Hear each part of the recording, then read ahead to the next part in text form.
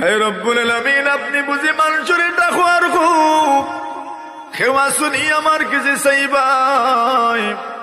মুসিবত পড়ি গেছো, মুসিবত লাগে চাও, আমি আল্লাহ মুসিবত থেকে উদ্ধার করে দিব। খেওয়া শুনি রুগী আমার কাছে চাও, আমি তোমারে সুস্থ করে দিব।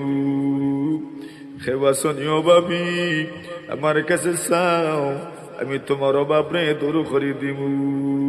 হেমা শুনে গুনাহগার আমার কাছে চাও, আমি তোমার গুনারে মাফ করে দিব।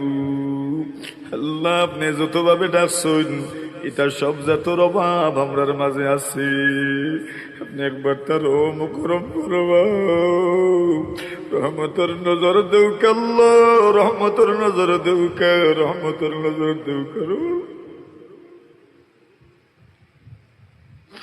আমরা প্রত্যেকের জীবন থেকে অভাব অনটন রে দূর ফরমাও। আয় রব্বুল আলামিন, আল্লাহ ব্যবসা বাণিজ্যের মধ্যে বরকত নাই, বরকত দিও। আয় আল্লাহ, কামাই রুজির মাঝে যারার বরকত নাই, বরকত দিও। আল্লাহ, কত মানুষ আছেন বেকারত্ব জীবন যাপন করাম, বেকার হয়ে গেছেন, বেকারত্বর করাল গ্রাসে রব্বুল আলামিন জর্জরিত হয়ে গেছেন। আল্লাহ, একজন মানুষ আপনি বেকার রাখিও না, সবরে হালাল রুজি মিলাই দিও।